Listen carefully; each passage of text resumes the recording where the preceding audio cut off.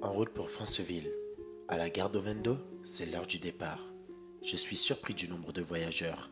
Je me rends compte que le voyage ne sera pas si facile. Mais je n'ai qu'une hâte, c'est d'entamer le voyage. Le train est en marche. C'est parti pour 17 heures de voyage. À bord du train, on fait connaissance, on converse, on partage, puis c'est reparti. Je prends place à bord d'un taxi, à Mwanda, direction Montagne-Sainte. Le voyage fut long et fatigant, mais la diversité du paysage me donne le sourire.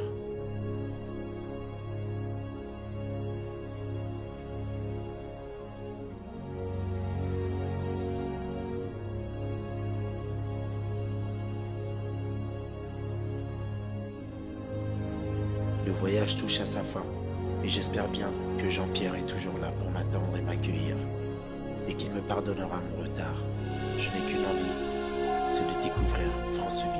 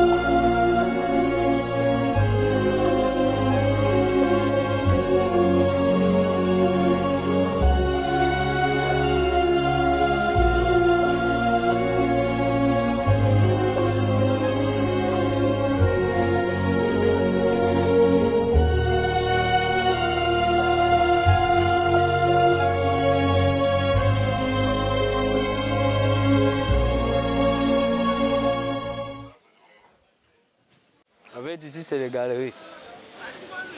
On appelle ça. Ah, c'est les galeries. On vend de tout. Culottes, jeans, chaussures.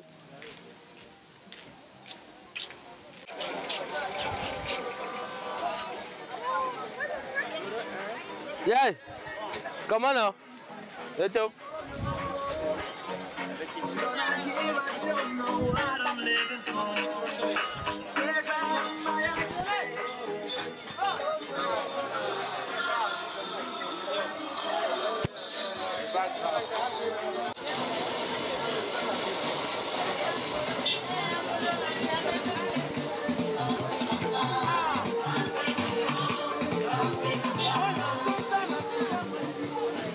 On a vu le pain craquant en plein, hein?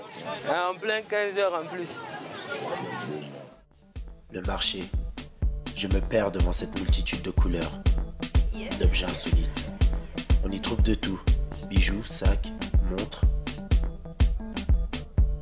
Jean-Pierre m'emmène dans un marché couvert un peu plus loin, où des commerçants ayant établi leur boutique. On y trouve robes, tissus, pagnes, boubous, chaussures pour enfants, t-shirts en tout genre. On y trouve de tout et pour tous les goûts.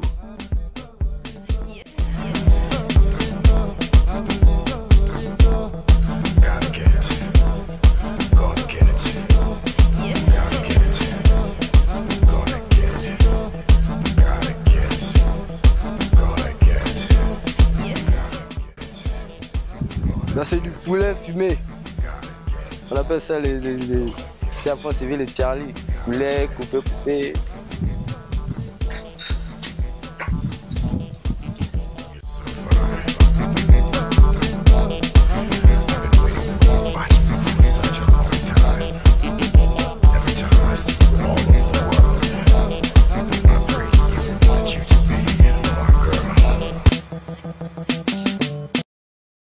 Là, nous sommes au quartier chez nous, appelé Montagne Sainte. Mais parfois, ceci est un peu ennuyant parce que ici, quand la nuit tombe, on est tous dans l'obscurité. Sauf si tu as une maison en bordure de route, tu peux mettre un néant ou c'est pas, une ampoule pour essayer d'éclairer la route. Mais sinon, on est toujours dans Fonzi. On tourne, on découvre. Ici, c'est un mauvais quartier. On tue les gens. Non, mais c'est vrai, il faut quand même aussi parler un peu du quartier. Les gens s'amusent à tuer, les gens. Ça décourage souvent les nouveaux venus.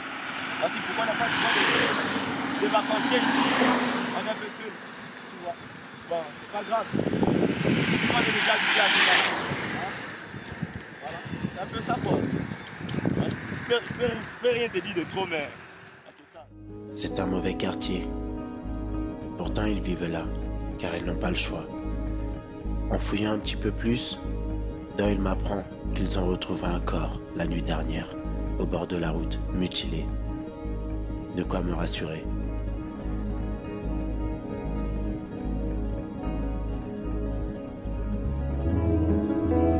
Il se fait tard et l'orage gronde sur nos têtes.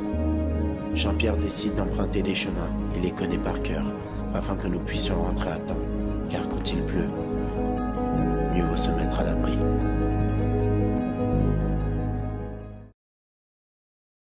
Aujourd'hui, nous nous rendons dans le Hauts-de-Franceville, place de l'Indépendance.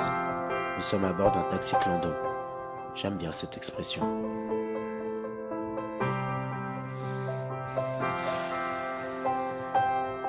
Nous sommes à place de l'Indépendance, toujours dans la zone du Haut-Togo, précisément à Fonzi.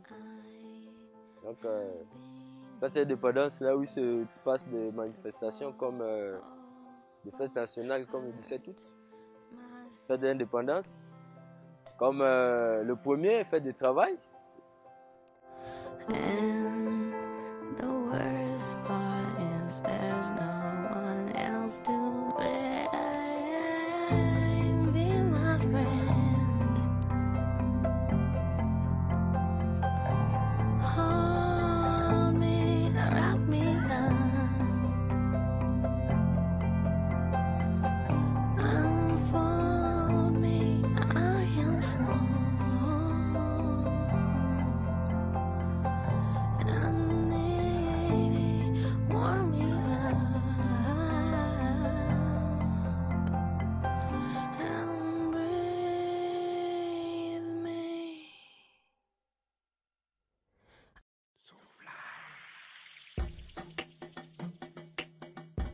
Retour à Potos.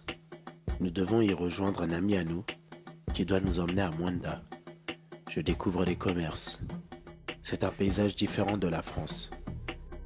J'aime me perdre parmi ce paysage, la bonne humeur des gens, la simplicité et la dure réalité du pays. Direction Mwanda, à bord de la voiture de notre ami Oji. Le paysage est tout aussi fabuleux. Arrivé à Mwanda, je découvre une autre facette du pays.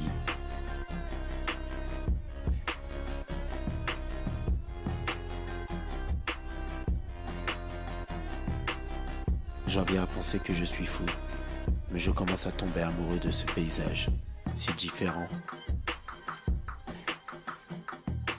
Cette multitude de facettes, de caractéristiques.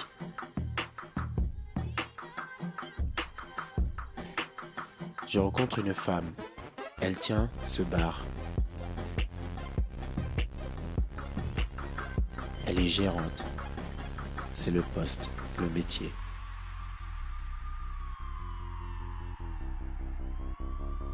Lui, c'est Bojo.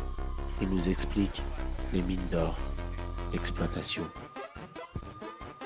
Mais je reste bouche bée face à ce soleil couchant, ce spectacle. Je ne peux qu'admirer. Et de voir que la main de l'homme est à l'origine de tout ça.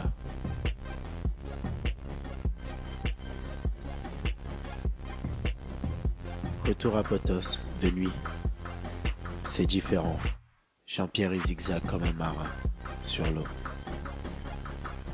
C'est ainsi que je vais me coucher, car la journée de demain sera encore plus belle.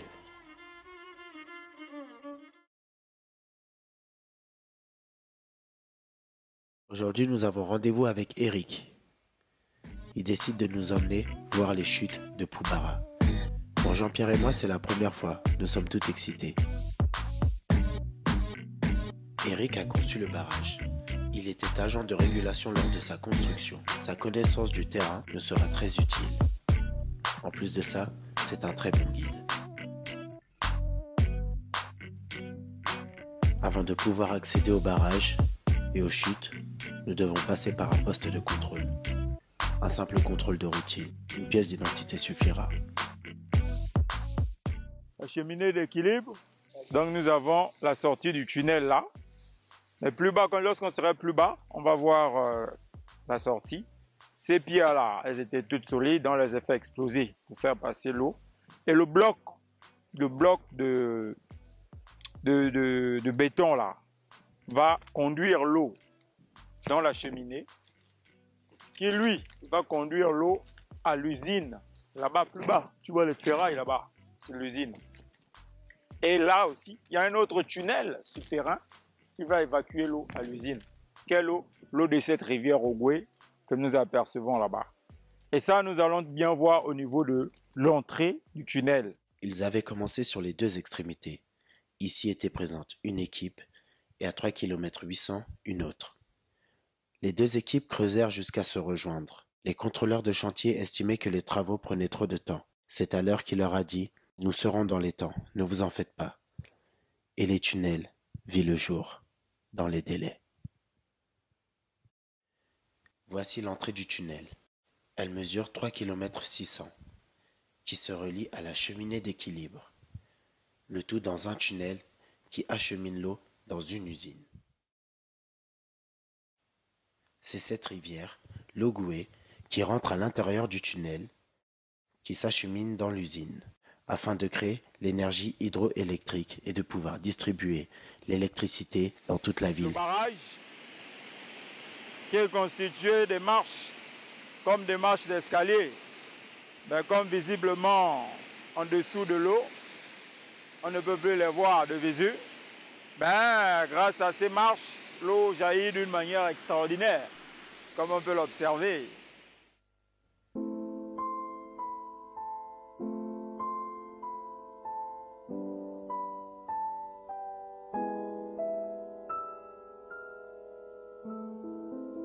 Nous arrivons à l'entrée du village des chutes de Poubara. Nous devons faire face à un pont de lianes. En 2015, ils fêteront le 100e anniversaire de ce pont. Jean-Pierre aborde le pont d'un pas hésitant, mais nous n'avons pas le choix. Je me demande comment font ces gens. Ils y passent tous les jours avec des kilos et des kilos sur leurs épaules. Il faut être né ici pour pouvoir se sentir en sécurité en traversant le pont. Pas évident de filmer, de regarder devant soi et en dessous. Nous devons traverser une forêt aussi dense que l'on n'entend même pas le bruit des chutes. Plus nous nous rapprochons, et plus je commence à entendre un ruissellement. Le bruit s'intensifie au fur et à mesure de notre avancée. Je n'ai qu'une hâte, qu'une envie, c'est de découvrir ces fameuses chutes dont on m'a tant parlé dans mon enfance. Justement, devant les chutes de Poubara, d'où vous observez l'eau jaillir sur les rochers, ensuite rejaillir sur la rivière de l'Ogoué. Malheureusement, nous sommes en période de saison sèche, donc le manque de pluie a atténué la pression de la chute en général sur une eau qui s'étend à travers tous ces rochers. D'où vous voyez le manque de pression, mais toutefois, elle reste agréable à regarder, surtout de visu et même sur l'écran, observer la beauté de la nature. Observer. Que faire d'autre si ce n'est observer? Pour Jean-Pierre et moi, c'est un spectacle magnifique qui se déroule sous nos yeux.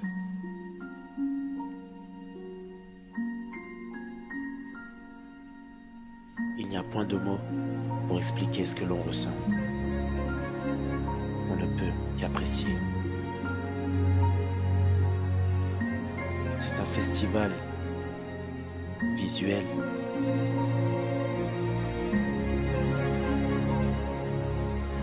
Cette mélodie, dictée par les vagues, La nature, son orchestre.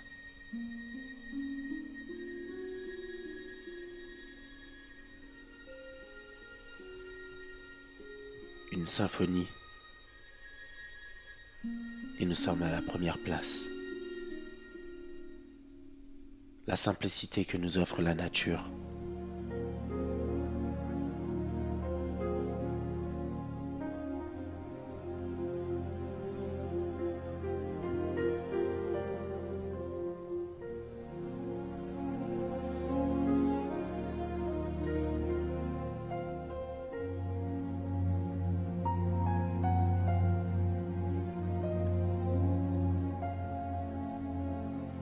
La femme du village décide de nous emmener au chalet afin de pouvoir nous montrer les constructions du pont.